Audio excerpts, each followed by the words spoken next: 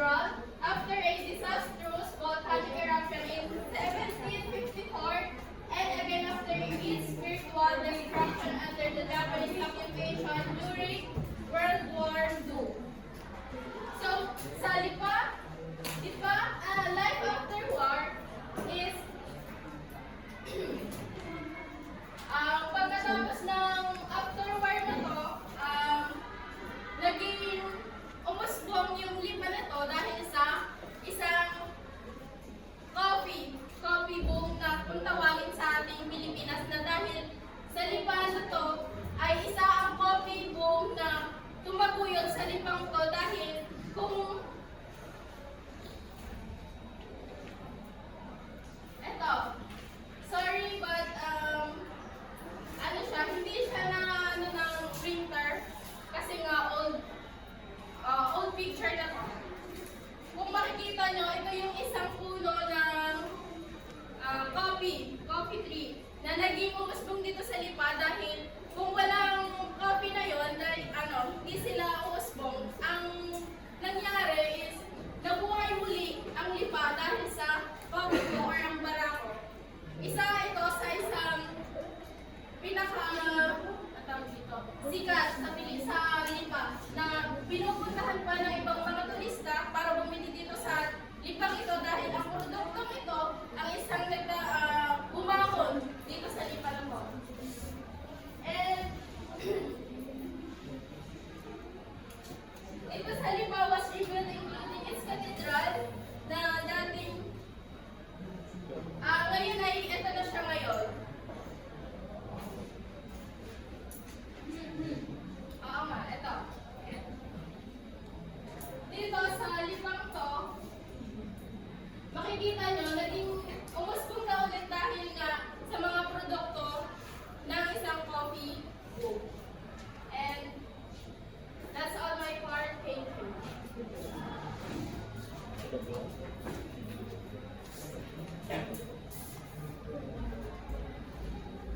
Good afternoon, everyone. My name is Charity Manila. This is my part.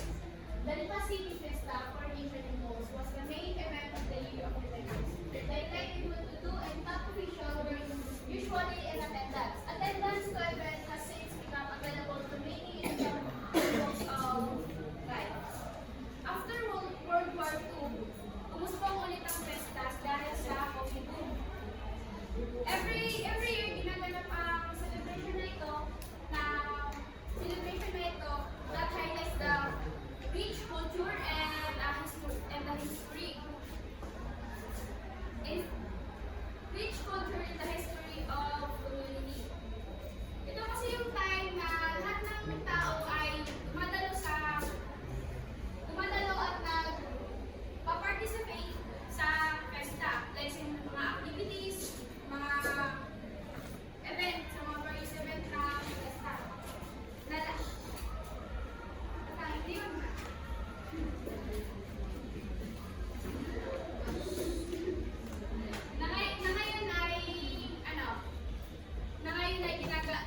Ginagawa na natin. Like, yung halimbawa, yung Barako Fest. Present naman kayo lahat nun, di ba?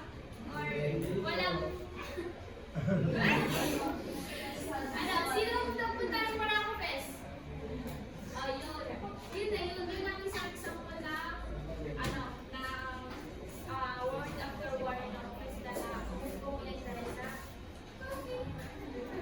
hindi pa lang communities kami. Thank you.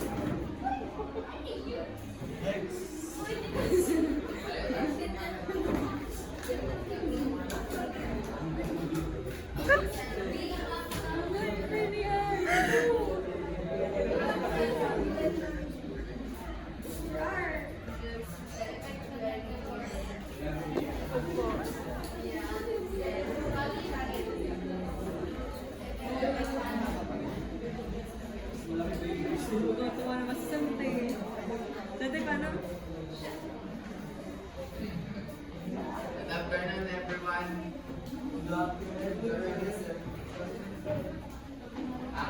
Ang part ko ay challenges by Lipa.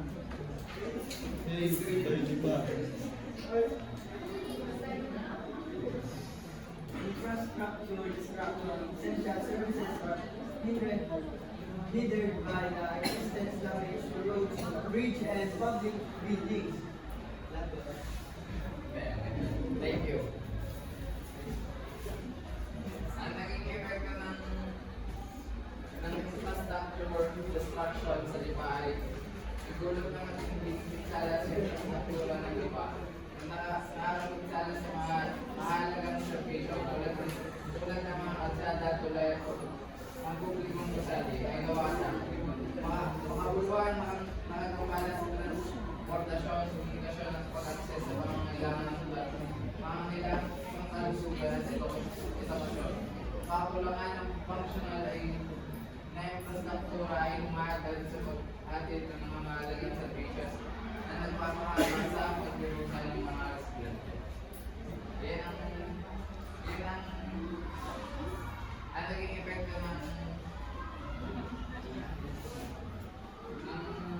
war dito sa Lipa. Iwasan na.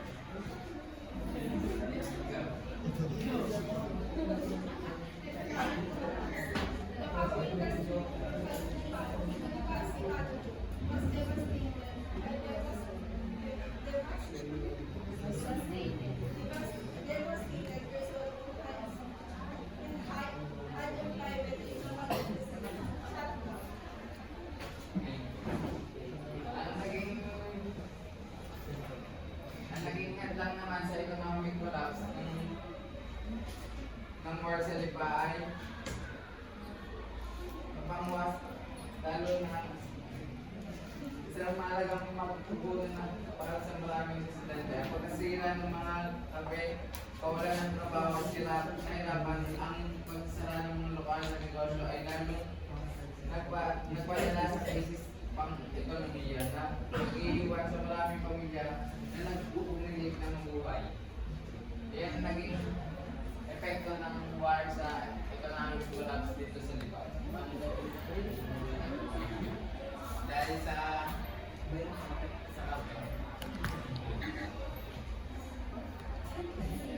Papasa na ng socialist Islam.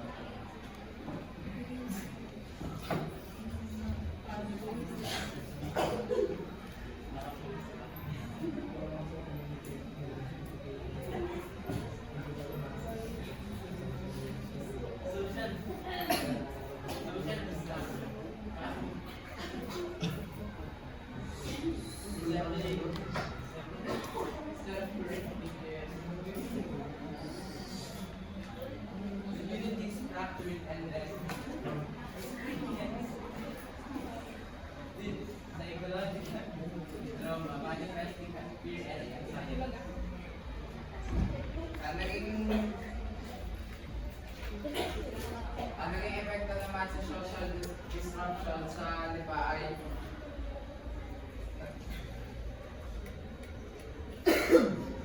ang Lipa ay nagwasak din sa mga komunidad na nag-iwan sa mga residente ng pakiramdaman na nahiwalay at mahina. Ang residente ay may trauma pagkabalisan dahil sa kalansan at dahil doon, mayroon silang silimuot na proseso sa pagpapagaling at pagtayo. Iyan ang naging epekto ng social disruption sa Lipa. Political instability. Ongoing political turmoil in the Philippines has further complicated recovery effort in Lipa entering the rebuilding of government institutions. Ang kakulangan ng isang matatag na kawalan ng politika ay magdang sa muligo. Pagtatayo ng mga institusyon ng gobyerno sa mga pagpapatupad ng mga programa sa pagbawi. Ang kawalan ng katiyakan at kawalang katatagan ay sumira sa tiwala ng publiko sa gobyerno na nagpapahirap sa pagpapaiwas sa mga makapukunan at pag-uugnayan ng mga politika para sa muling pagtatayo. At yun na ang naging challenges ng digmaan dito sa Lipa. Next.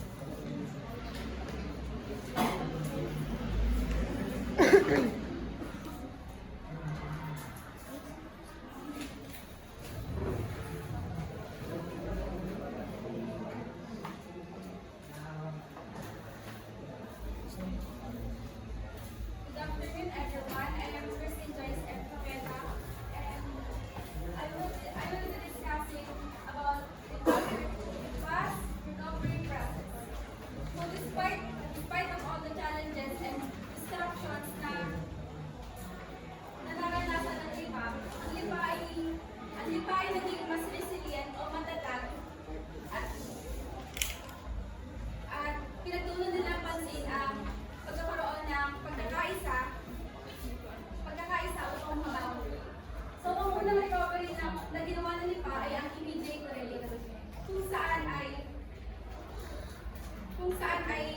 nagbigay ang gobyerno ng essential goods at shelters sa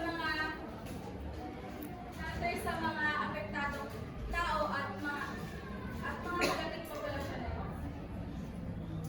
Sunod dito ay reconstruction and rehabilitation. Dito naman ay ang pagsaayos ng mga nasirang infrastructure, roads and bridges, at ang pagbibigay ng electricity at water supply sa komunidad.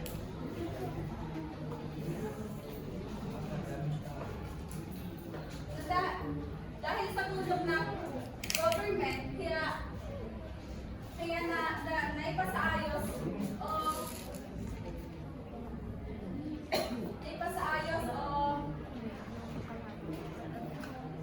naging matagumpay ang recovery ng Lipa noong matapos ang World War II.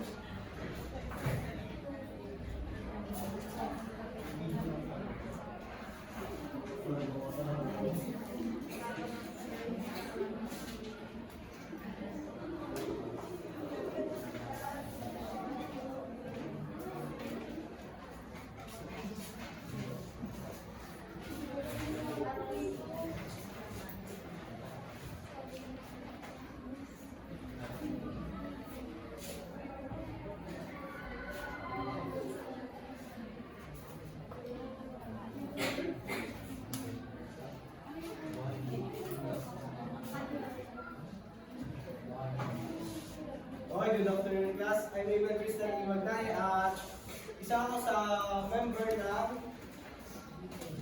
magre-report about sa life after war. Ang ating part ay kasama ng recovery process ng life after war. Okay, Sanchez, mabasa ka.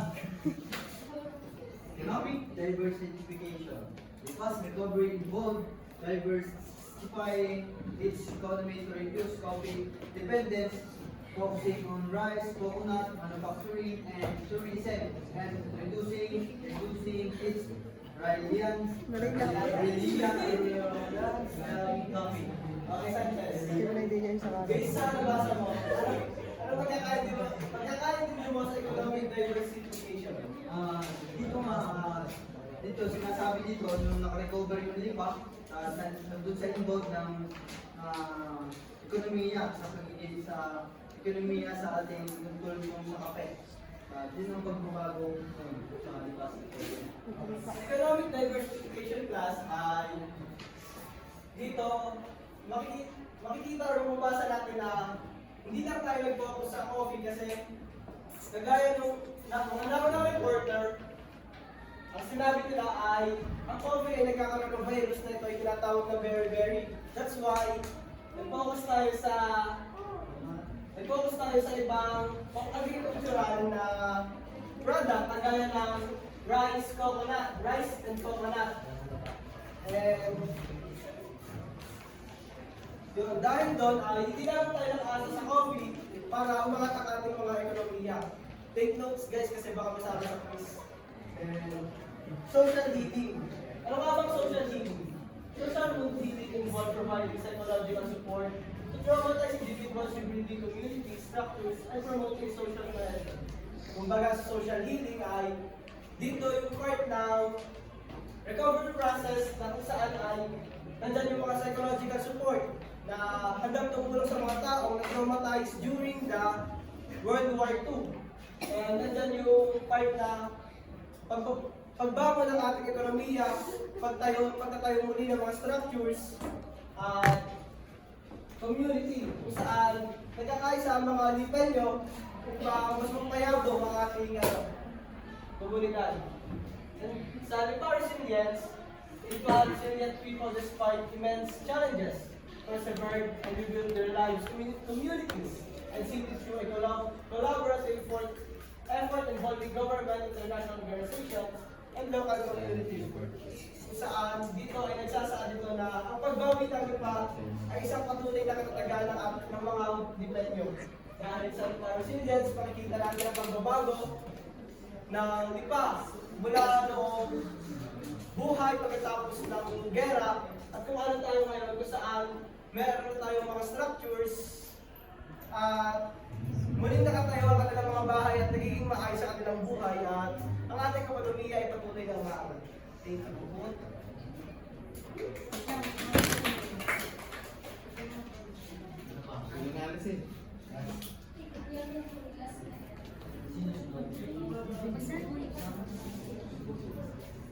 Hi everyone, my name is Benjamin Rojo, part ng Group 4.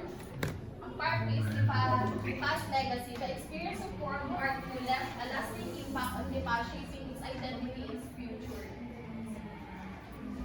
Dito, sinasabi dito na yung mga karanasan daw ng mga Lipa, ng mga Lipenyo, ng World War II, ay yung nag-iwan daw sa atin ng matinding tama o matinding dagong. The city's recovery process demonstrates the importance, kahalagahan ng resilience, collaboration, and a commitment to rebuilding. The past story serves as a reminder of the human capacity to overcome adversity and rebuild from the ashes of conflict. Sinasabi, ang kwento ng Lipa ay nag-iiwan sa atin ng paalala na ang bawat isa ay may kapabilidad o abilidad na ma-overcome lahat ng struggle, paghihirap at maging buo ulit o umusbong ulit. Yun lang.